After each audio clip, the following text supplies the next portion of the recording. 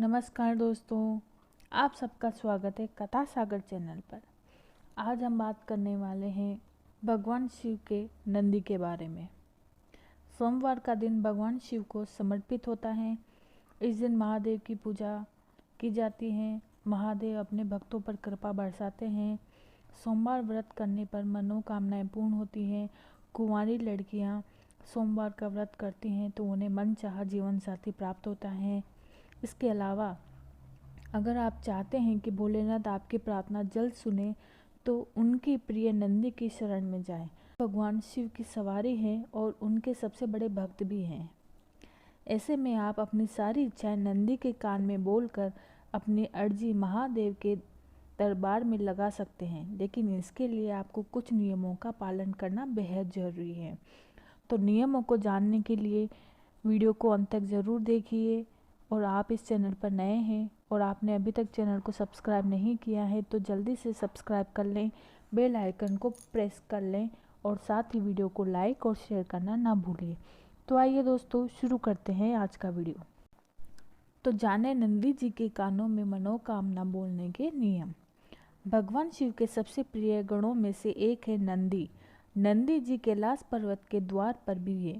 आप सभी ने देखा होगा कि शिव मंदिर में शिवलिंग के सामने कुछ दूरी पर नंदी विराजमान रहते हैं।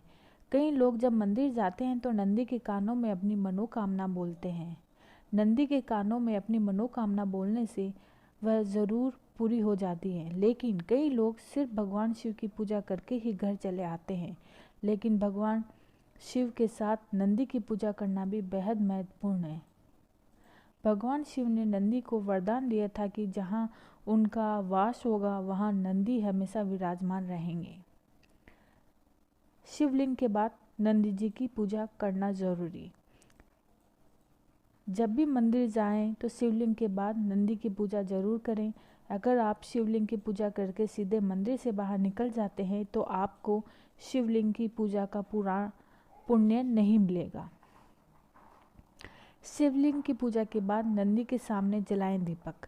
शिवलिंग की पूजा करने के बाद नंदी के सामने दीपक जरूर जलाएं। इसके बाद नंदी महाराज की आरती करें और किसी से बिना बातचीत किए नंदी के कानों में अपनी मनोकामनाएं बोल दें। क्यों नंदी जी के कानों में बोलते हैं मनोकामना? शिव मंदिर में लोग नंदी जी के कानों में नंदी जी के कानों में अपनी मनोकामना बोलने के बाद ही बाहर आते हैं। कहा जाता है कि शिव जी अधिकतर अपनी तपस्या में ही लीन रहते थे। उनकी तपस्या में विघ्न न पड़े, इसलिए नंदी हमेशा शिव जी की सेवा में तैनात रहते थे।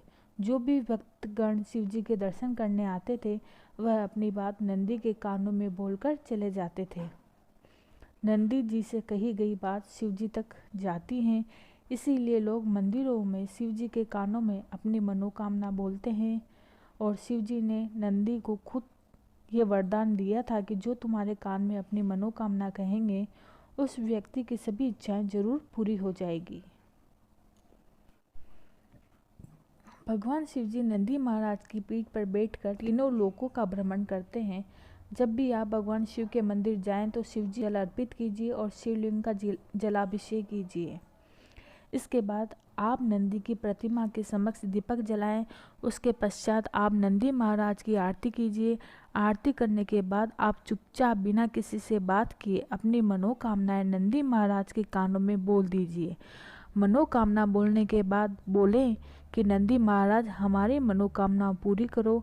अगर आप ऐसा करते हैं तो आपके मनोकामना भगवान शिव तक पहुंच जाएगी और सावन के किसी भी दिन आपकी मनोकामना पूरी हो सकती है। इसका फल आपको तुरंत प्राप्त होता है। मेरे वीडियो में अंत तक बने रहने के लिए आपका बहुत बहुत धन्यवाद। फिर मिलेंगे नए वीडियो के साथ।